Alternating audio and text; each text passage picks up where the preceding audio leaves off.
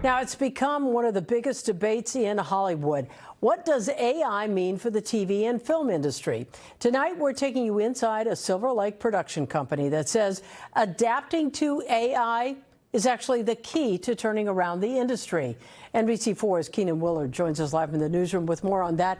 Keenan, that really seems to be the opposite opinion from what we're hearing from actors and performers. Such strong opinions and frustrations, really, concerns that were expressed dating back years now to that time where the strikes were taking place for those 4 months back in 2023. As you'll recall, AI being one of the principal concerns from writers, from actors, all of these different parts of the production process concerned that AI could eventually replace what they do. For the first time here, we sat down with a company that says they're pioneering and adapting, trying to use this as a tool and make sure that people are still at the forefront of this industry.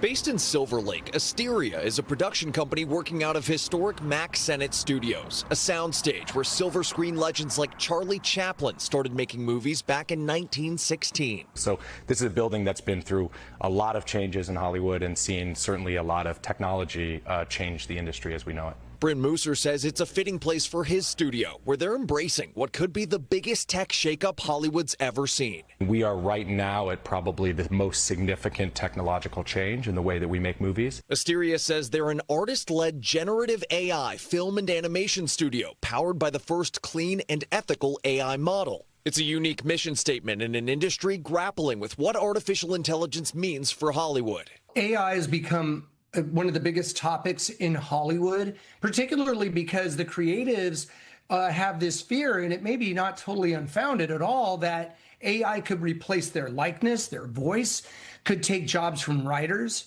actors. Back in 2023, the movie and TV industry was shut down for 4 months as multiple unions went on strike. At the heart of the issue, calls to regulate the use of artificial intelligence amid fears that AI-generated actors, not humans, would appear on screen. And scripts would start coming from AI models, not writers. Is that what you all are doing here?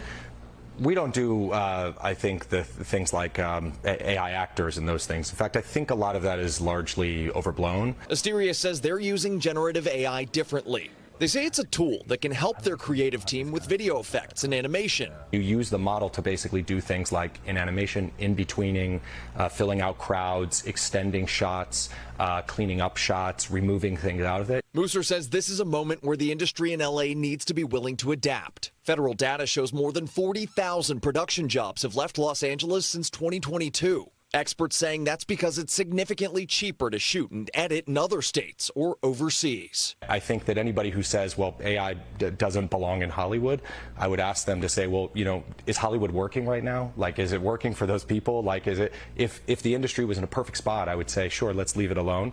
But it's not. Mooser says by using AI, smaller teams can finish jobs more quickly, which could drive down the cost of production and hopefully bring projects back to Hollywood. We have to do something to try to bring jobs back here, and it's really important that Los Angeles becomes the place that is always the center of the entertainment industry, including being the center of whatever the technology comes next. Some industry experts saying they understand Asteria's mission. Now, will it generate momentum for LA's signature industry? If this initiative by this company can make things more efficient in a sense, and then enable LA to become more competitive by virtue of these technologies, then that could be a good thing. But I think the good has to be weighed with what are the potential pitfalls using AI.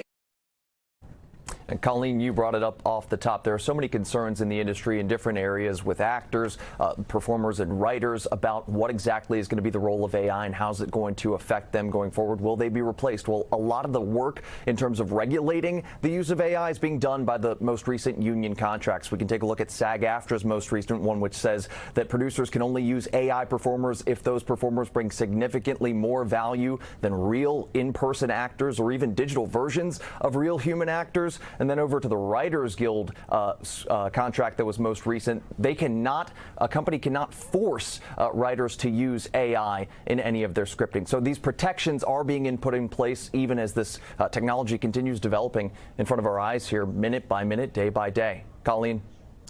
All right, interesting story, interesting debate. Keenan, thank you.